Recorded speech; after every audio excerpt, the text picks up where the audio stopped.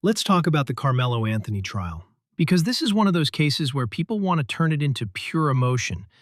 And I'm sorry, but emotion is not a legal standard. A 17-year-old is on trial as an adult for a first-degree charge after a lethal assault at a high school track meet in Frisco, Texas. The prosecution says it was premeditated and that he was looking for trouble. The defense says self-defense. We've got grainy surveillance video, an emotional 911 call, and coaches testifying about what they saw and what they heard. And yes, I'll say it up front, I think he's going to be found guilty. Not because I'm guessing, because bringing a knife to a school event and using it is the kind of decision that doesn't happen by accident. And the behavior described, including refusing to leave and basically daring someone with "make me," sounds a whole lot like somebody who wanted a confrontation. But here's where I want the debate, because there is a bigger lesson in the part people keep skipping. This whole thing started during a rain delay. Kids were trying to get out of the weather, and Carmelo went under another team's tent. Now, if you've never been around track, let me translate. Those tents are sacred. That's a team's home base. That's where the athletes put their gear, where coaches gather them up, where parents post up, where kids recover between events. My daughter ran track. Those tents are not public property. They're not a community shelter. They're a team space. So when one kid from another school slides under your tent, it's not just one kid. Because if you let one in, the rest of that team is going to want to do the same thing, especially if their team didn't come prepared. And now the team that planned ahead is getting crowded out by the team that didn't. That's not mean. That's reality. And this is exactly why I compare it to illegal immigration, because it's the same argument with different costumes. One side says, "How sad.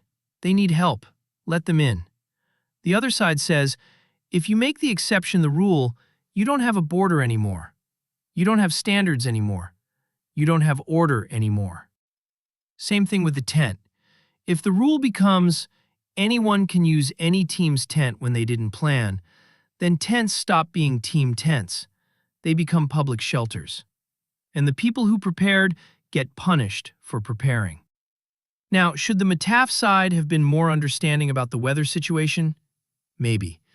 If it was truly just a kid trying to stay dry for a minute, I get the human instinct to say, let it slide. But here's the problem. Boundaries only work when they're boundaries. The moment the answer is, "make me," it stops being about weather, and it becomes about ego. It becomes about dominance. It becomes about testing what you can get away with. And that's the part people need to sit with. Because this is how chaos starts. Not with a big dramatic moment, with a small rule being challenged, and then somebody deciding they'd rather escalate than back down. Now let's talk about the court side, because I already know people are going to complain that the judge banned cameras and live streaming. A lot of folks think that means there's something to hide. I don't. A courtroom is not content. A trial is not a reality show. The Sixth Amendment is about a fair trial, not a viral trial. The whole point is to protect the jury from outside pressure and to keep witnesses from performing for an audience. You want justice, you want due process, you want the state to prove its case beyond a reasonable doubt, and you want the defense to challenge it. That's how this is supposed to work. And if you're wondering why this matters, it's because the law is the line between a civilized society and a mob. So yes, I think he'll be found guilty.